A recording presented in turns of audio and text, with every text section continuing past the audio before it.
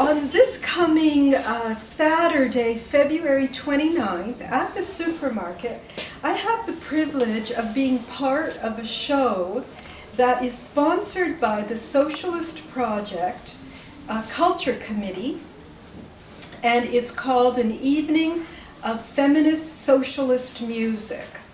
What that means, don't ask me. I'm just happy to be part of the event. Myself, Lillian Allen, my friend Kate Kitchen, Catherine Phillips, Julia Cleveland Jazz Band, feminist jazz band, some Chilean feminist stuff. I don't even know who else.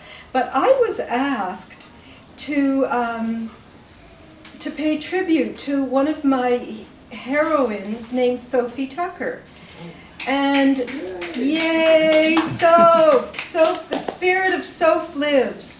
And so I'm going to do it a cappella, but I'm also going to talk about the effect of how society has trained women to be dependent on a man. Now, if any man here is upset, you know, come on, own up, fellas. You know, you've had it good for millennia. Now we are going to express our voices. And Sophie, 100 years ago, addressed body image issues. So if you were hefty, you know, so what? She called herself a fat girl. I kind of like the idea of her calling herself a fat girl. And she wrote songs about it, you know. This fat girl knows how to love. Sounds good to me. But also, she addressed things like, there's a song that's called My Man. I'll try to sing it for you, because, you know, I just walked in off the street. So I'm not prepared, but thanks for the opportunity. Was it your idea? Oh, I love you. Challenging me. I have to tell you, my wonderful friend, our wonderful friend, Bill Bissett, recommended me to the Writers' Union of Canada. On Friday, I was accepted. I hope you get a discount. Thank you. Profoundly, thank you. So, I mean, how can I deny Bill anything? Okay, so I'll do my best to remember this and to express to you why I want to include this as my opening song. It cost me a lot, but there's one thing that I've got. It's my man. Cold and wet, tired you bet. There's one thing I'll not forget. It's my man. He's not much on looks, and no hero out of books is my man. 2 or 3 girls has he that he likes as well as me, but I love him, I love him. I don't know why I should. He isn't good, he isn't true, he beats me too. But whatever my man is, I am his forevermore.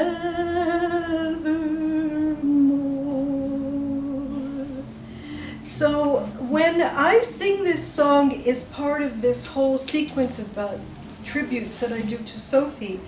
I sing it because she really addresses the fact that a woman will stay with a man. Some women will not, even if he beats her, because the system was set up so that a woman needed to have a man for her identity. In my generation, in my lifetime, my mother needed my father's signature to get a credit card when I was a teenager. Yeah, Janet's shaking her head. 1975. 75! A woman still needed a man's signature for a credit card. I find that beyond thinkable. So anyway, fortunately, my generation had, as another foremother, the brilliant ex-playgirl bunny, Gloria Steinem, who coined the term, yes, glory to Gloria, who coined the term, you know, a woman without a man is like a fish without a bicycle. And I went, yes, finally, I don't need that for my, you know, I don't have to explain myself anymore, because if you didn't have a man as a woman, you were considered a loser, or other kinds of names that you couldn't, you know, that you didn't have the power, or you didn't have this, or you know, you were less than. And fortunately, I was raised at a time when I could really examine that voice and say, you know, unmarried, happily ever after. You don't get that? Unmarried, happily? Okay, good. All right, so I'm just going to sing for you.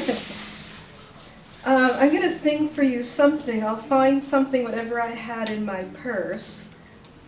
And you know what? I should sing my prayer for you. And I should ask you to join me. I do this almost everywhere. It's called Oh Mother Earth.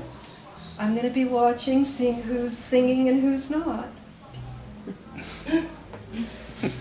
So anyway, this is the chorus, and it's your part, and it goes like this. Oh Mother Earth, we are your children, trees and people and field and stream. Oh Mother Earth, we are your children. We want to thank you. We want to dream. So that's your part. You need a rehearsal? Yeah? You need a rehearsal? Okay. Oh Mother Earth, we are your children, trees and people and field and stream. Oh Mother Earth, we are your children. We want to thank you. We want to dream. Very good, don't forget it. Expediency lives in our hearts, just for $1, just for $1. We rip off tomorrow and sell off today. What makes us think we won't have to pay? Oh Mother Earth, we are your children, trees and people and field and streams. Oh Mother Earth, we are your children. We want to thank you. We want to dream. The trees give their lives to unmask people's greed. People and trees, we're all family. We're killing our future by selling our mother. Oh Mother Earth, we are your children, trees and people and field and streams. Oh Mother Earth, we are your children. We want to thank you. We want to dream. How can I be still and keep my mouth shut? The air is polluted, the water is too. Our time may be borrowed, our time may be through. We're selling our future by killing our mother. Oh Mother Earth, we are your children, trees and people and field and stream. Oh Mother Earth, we are your children. We want to thank you. We want to dream. My cry is a warning. The chaos is near. We're killing our future by bowing to fear. Can you hear me, Mother? The love in my heart, my laughter is hidden, my tears ever flow. Oh Mother Earth, we are your children, trees and people and fields and streams. Oh, Mother Earth, we are your children. We need to thank you. We need to dream.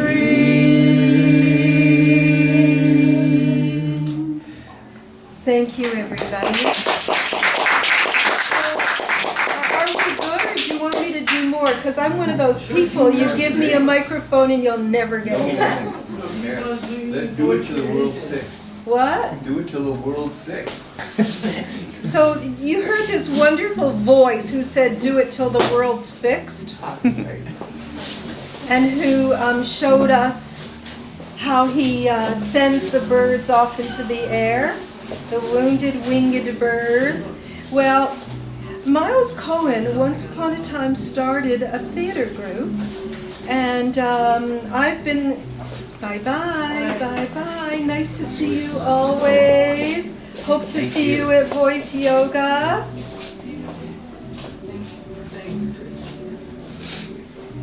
Okay. Anyway, so I was commissioned last year to write a tone poem based on the history of Mad People's Theatre in the city of Toronto, namely the Friendly Spike Theatre. And so, how do you do it? How do you do like 20 years of history in a poem? So, you have to have some kind of faith in the powers of poetry. So I decided, after conversations with Ruth Stackhouse, who also was part of the founding of Friendly Spike, that Friendly and Spike were two dogs. And I went, okay, that's how I'm going to do it. I'm going to do it from the voice of two dogs.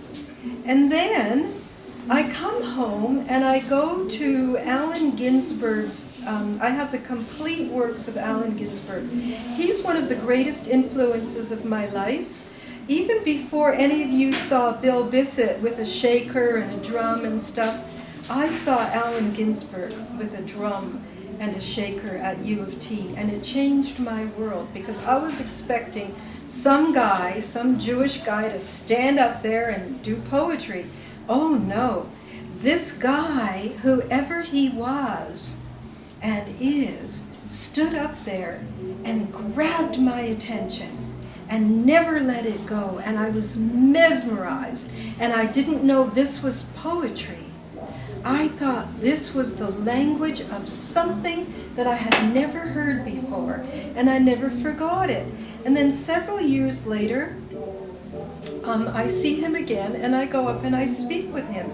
And he tells me that I have to get into Buddhism, and I'm going, okay, what do I do? And it just wasn't enticing enough for me, at least not what he was telling me, but it was enticing enough for me to remember what he had said and how he had felt. Okay, anyway, so years later, I buy the complete works of Allen Ginsberg and I go to howl, because even though I digress, I'm talking about dogs. And what do dogs do? Dogs howl. The first line of Howl is this. Do you know it? I vaguely remember it, yeah. I saw the best minds of my generation destroyed by madness. So I put, that was after my title. My title is so interesting. Okay, my title is this. I'm mad, hyphen, I matter, making a difference. It's an acrostic. I'm mad, I matter, making a difference. So right after my title, I put Allen Ginsberg's line. And then right after that, I put, well, Bard Ginsberg, your frickin' generation may have been destroyed by madness, but my generation excelled because of madness. And that's my first line. So anyway, it has a chorus of dogs. I call it a Greek chorus, but people just call it the dogs. And they yip and howl and so anyway, so I want that in between my paragraphs.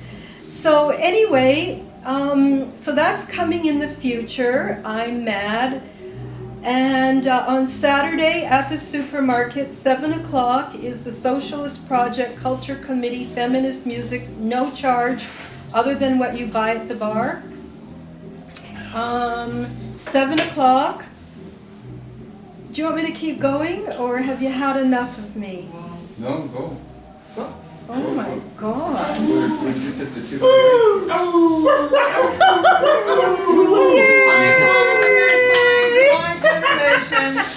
What? I saw the best minds of my generation.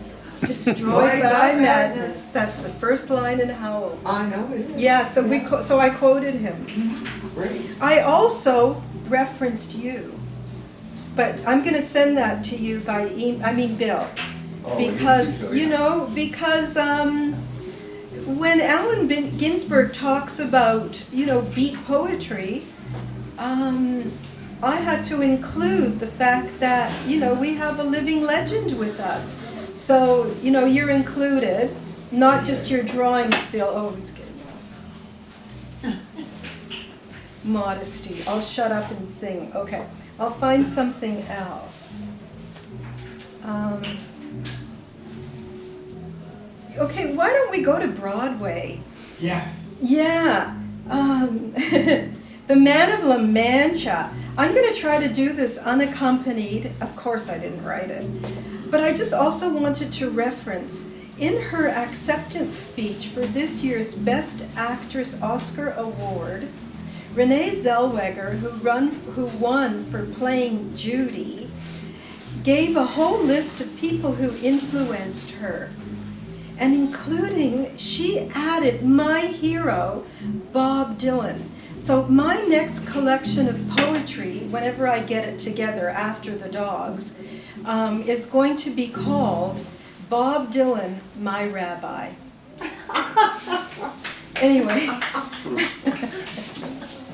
Anyway, okay.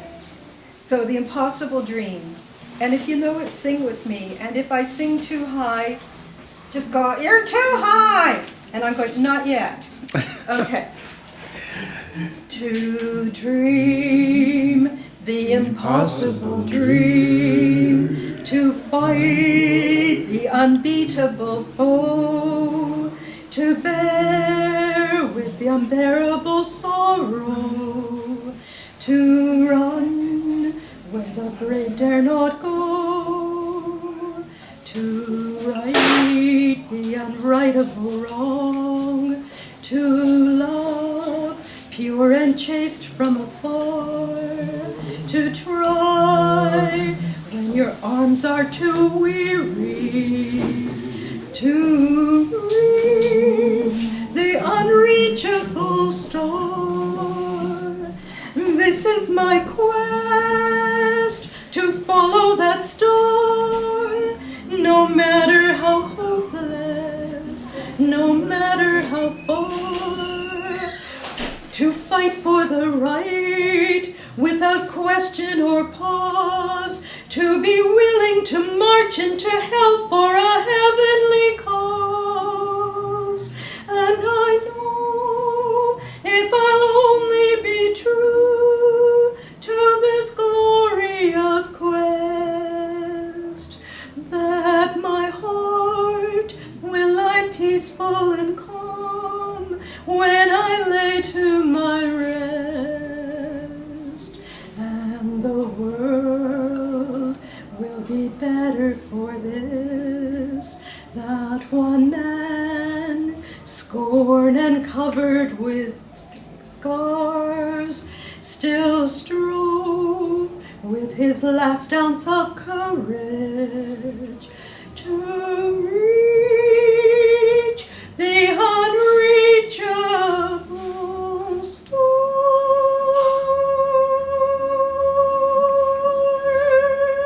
Anyway, thank you so much.